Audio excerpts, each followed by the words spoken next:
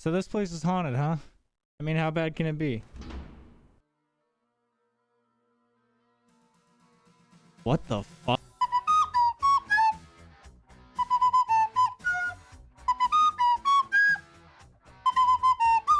By the gods, it's good to be back, my fellow adventurers. Now let's talk about one of the most disgusting deities in all of Oblivion and the Skyrim quest attributed to him. Molag Bal, aka Molag keeps putting his ball where it doesn't belong. In case you didn't know, this guy has some absolutely disgusting lore, and to describe his most terrible crimes with as little detail as possible, I definitely wouldn't be leaving my drink unattended next to him at the tavern. But we're not here to ruin the vibe with the history of Molag Bal.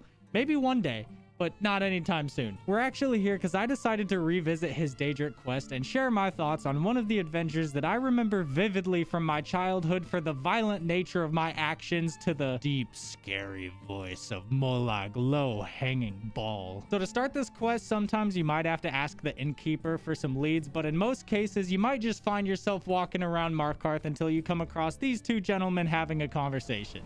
So you don't know anything about this house? No. Anyone seen entering or leaving? Any strange lights or unusual noises? It's abandoned, and it's always been abandoned. So after they stop talking, Tyrannus here, a vigilant of Stendar, decides to ask us some questions. Do you know anything about this house or who might be staying here? Are you in good hands? He then goes on to tell us that this house is suspected of being used for Daedra worship and rituals. It is from this point that you can offer your help and follow him into the house, to which this fine educated gentleman with a perfectly straight face says, I was actually just about to head on inside. Be good to have someone watch my back. I was actually just about to head inside. It would be really good to have a total stranger behind me who is currently in possession of several Daedric artifacts and plans to collect them all. So we walk in and Vigilant Tetanus just starts talking all big. Come out. We know you're here. Come on out. We know you're here. As if we don't already hear weird whispering filling the halls while we make our way downstairs. Hello, cheesecake. Cheesecake at nighttime, real late at night. We continue walking through the house until we stop at a door at the end of this hall. There's another door. See if you can get it open.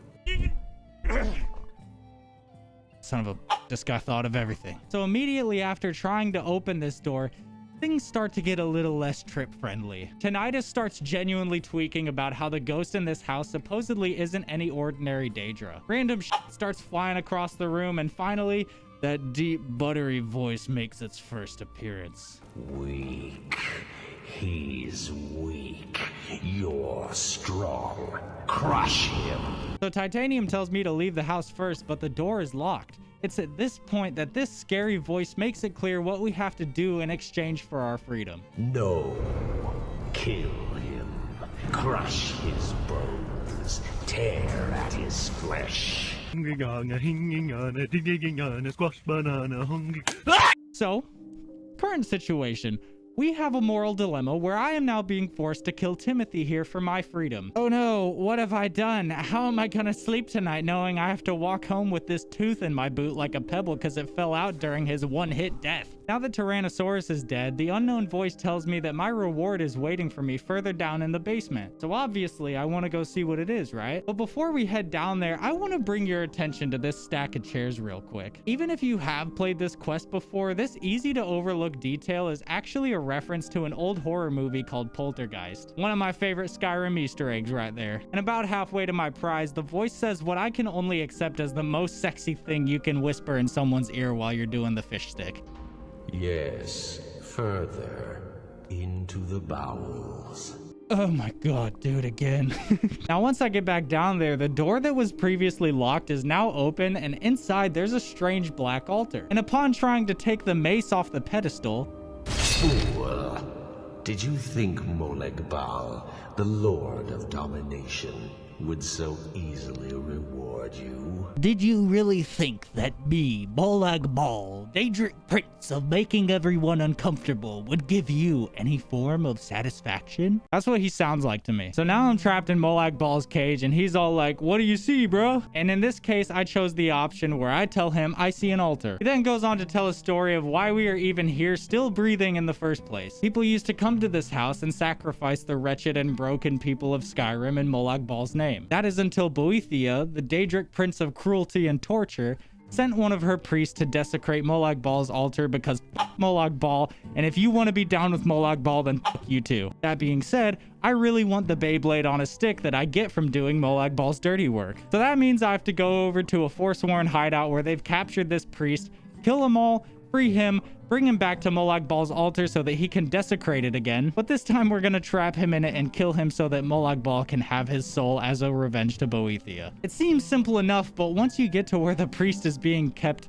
you will quickly learn, like I did, that killing this dude is gonna be a big ol' squirt of dopamine. Let me explain. Do you have one of those old people in your family that just don't give a f what anyone thinks and just shits on everyone because their life has passed them by and they're just bitter about it? This is Logrowth the Willful. Milk drinker. For all he knows, we're here trying to save him, but he must have forgotten to take his restoration pill today because this guy is just an asshole. But his brain still seems to be doing alright because he's quick to be suspicious as to who sent us to save him, knowing that at the time of his capture, no one knew where he was. At this point, we have the choice to either tell him that Molag Bal sent us here to intimidate him, or that Boethia sent us here to persuade him. Either one you pick, this guy just fucking laughs in your face. Who sent you? You. A servant of the king of corruption? Has the beast's standards fallen so far? Tell me another one. The Dark Mistress sent you? Ha!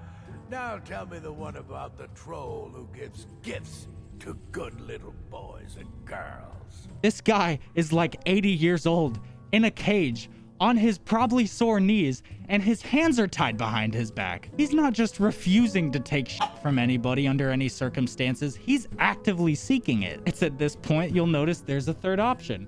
Offering him gold. You are here to save this guy, and you have to give him money in order to rescue him. Fuck you, give me $200. So I give him my money, and once we travel back to Molag Bal's altar, he gets trapped inside the same cage I was just in. And now he's just straight up talking shit to the Daedric Prince of Domination while he's trapped in his cage that multiple people have already died in. Molag now reveals to Logrolf that I've been working for him, and it's at this point that he allows me to take the rusty axe off the altar and send Logrolf on vacation. Only for a little bit though. So Molag Bal brings him back to life and I have to beat him up again. It is after Logrolf's second time experiencing DMT that he decides he can't handle anymore and he pledges his mortal soul to Molag Bal. I submit. You bend to me? Yes. You pledge your soul to me? Yes.